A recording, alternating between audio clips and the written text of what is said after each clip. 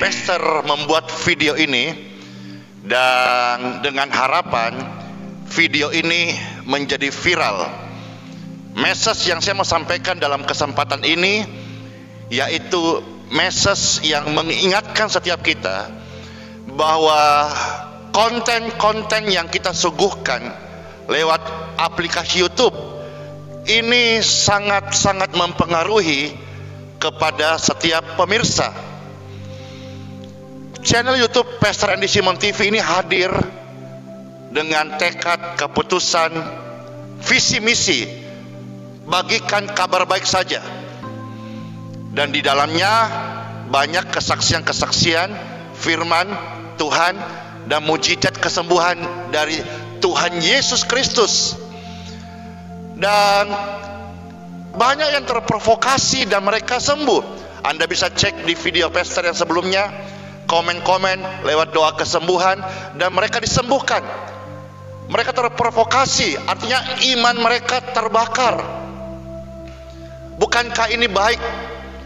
Tapi kurang oke kalau misalnya kita menayangkan sebuah hal yang membuat orang menjadi takut.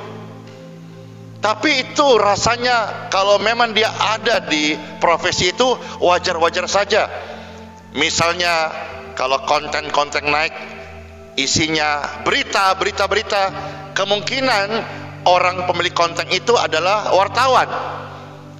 Tetapi kalau konten-kontennya kita bisa lihat, ya untuk mengenal siapa diri kita sebetulnya gampang saja. Karena YouTube ini sekarang menjadi jendela dunia informasi ya. Maka kalau saudara-saudara mau melihat siapa diri Anda sebetulnya dan apa hobi Anda, bukalah beranda YouTube Anda sendiri, lalu cek. Kalau isinya sana tentang makanan, berarti Anda seorang kuliner. Kalau isinya di dalam sana hanya gamers melulu, ya berarti Anda hobi main games. Kalau isinya hanya drakor, drama Korea, berarti Anda pecinta drakor. Tapi kalau isinya pujian, penyembahan, worship, khotbah-khotbah dari Pastor Andy Simon TV, firman Tuhan yang membangkitkan semangat, berarti Anda memperhatikan makanan rohani Anda. Glory to God. Nah sebaliknya kalau kita misalnya membuat konten, coba kita mundur, kita lihat histori kita.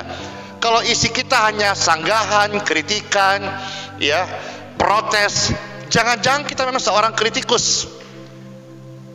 Dan itu akan memprovokasi setiap pemirsa. Lihat aja kalau kontennya yang tampil A, pasti komennya tuh, wah, bersyukur ya konten ini hadir membawa kesembuhan, membawa kesaksian. Coba cek komen-komen, bahkan nanti di komennya, responnya dari channel ini di kolom komentar.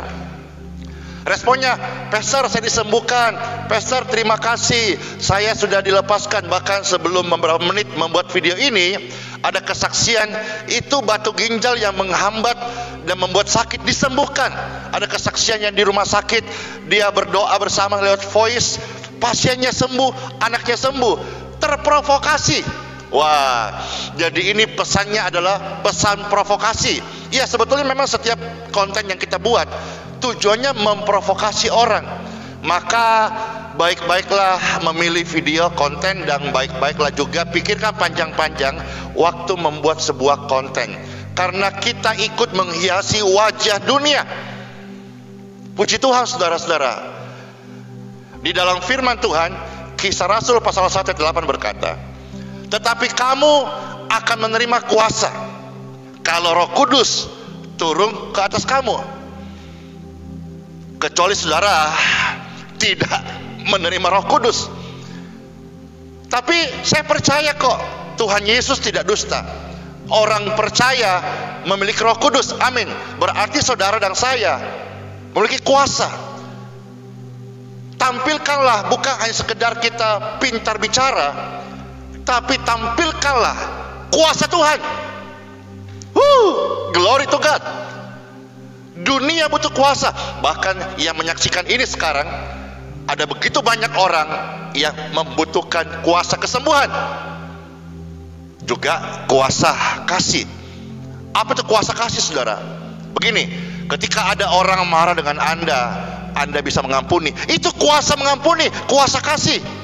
Bagaimana kita berkata mengajarkan kepada orang lain harus hidup sabar, harus hidup kasih, kalau kita sendiri baru disentil sedikit sudah menyangga, sudah marah, sudah tidak terima. Berjalanlah di dalam kuasa. Karena saudara-saudara, khusus dalam iman Kristennya, kita sudah menerima Roh Kudus. Katakan amin. Kita punya kuasa, katakan amin.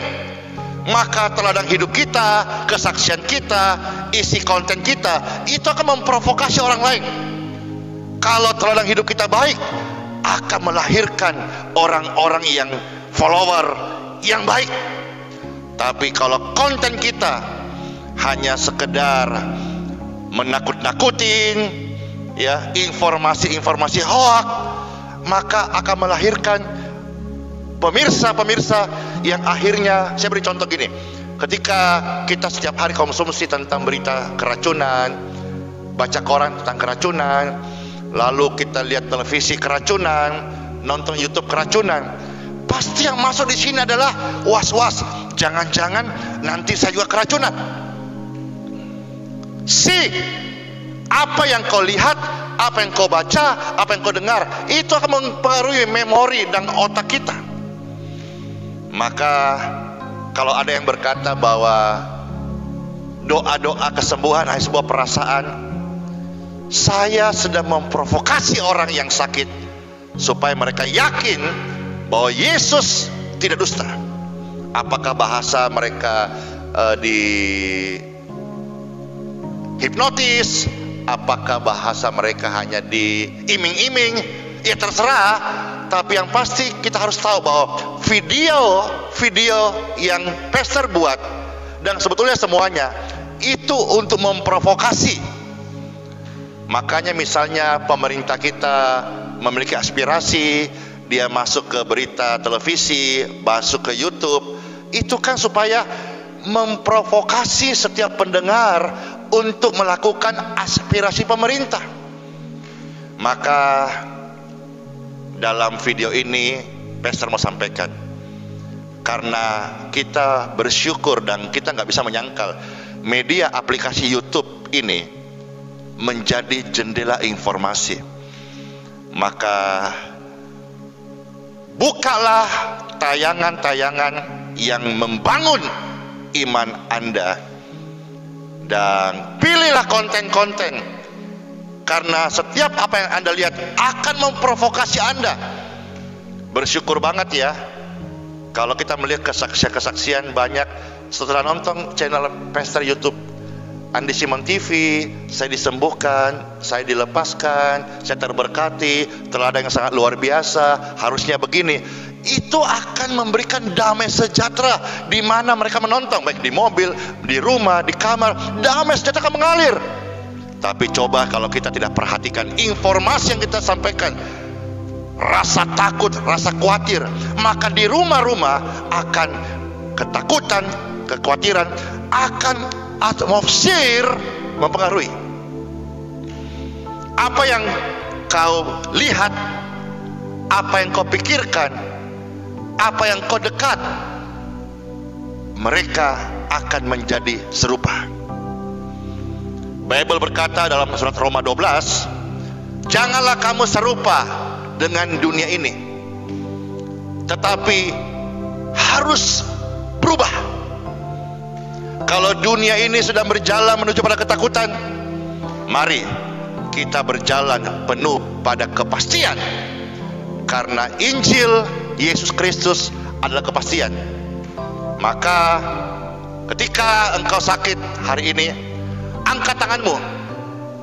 Ada seorang perempuan yang sakit pendarahan, 12 tahun dia menderita setiap malam, tetapi sekalipun uangnya sudah habis, hartanya sudah habis, tetapi harapannya tidak habis.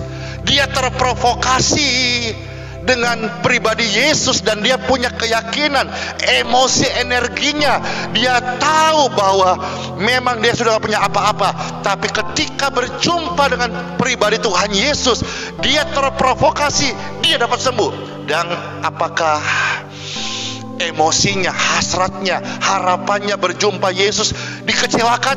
Tidak. Yesus sanggup menyembuhkan. Apakah Anda terprovokasi ketika mendengar pesan ini? Pastor sekali lagi memberi sebuah pesan ya, dengan harapan video ini jadi viral, supaya orang-orang hanya memilih konten-konten yang memang menjadi makanan rohani dia. Pastor, di gedung geraha, di rumah, di kendaraan, ada nggak informasi-informasi yang menakutkan? Tidak ada. Pastor, ada baca nggak berita-berita, novel-novel yang seram? Tidak ada. Karena saya tahu apa yang saya lihat, apa yang saya baca, itu akan mempengaruhi saya. Justru saya sedang belajar hari ini bagaimana exercise roh saya supaya semakin memiliki otot yang kuat. Dan kalau saya masukkan hal negatif, itu seperti memasukkan lemak-lemak rohani dalam otot yang sedang bertumbuh. Maka saudara-saudara, terima kasih saudara sudah menjadi subscriber dalam channel ini. Yang belum, nanti bisa subscribe ya. Dan Pastor berdoa deh supaya lewat tayangan ini, channel ini, video ini, siapapun Anda, damai sejahtera turun atas kediaman Anda. Kasih Tuhan yang sejati mengalir atas setiap rumah tangga Anda. Di dalam nama Bapa, Putra, dan Roh Kudus, dalam nama Tuhan Yesus Kristus. Amin. Kalau saudara terberkati, silahkan like, share, dan juga biarlah video ini betul-betul memberikan sebuah pesan. Pastor menyadari sangat sederhana dan tidak bermaksud untuk menyakiti ataupun juga memberikan provokasi negatif, tidak.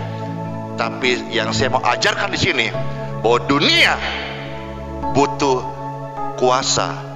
Jangan kita puas menjadi orang yang pintar ngomong saja, tapi biarlah karena Roh Kudus ada dalam hatimu dan hatiku, kita juga mau menyatakan kuasa Tuhan yang ajaib. Sudah, itu saja ya. Selamat aktivitas. Tuhan Yesus Kristus memberkati. Shalom.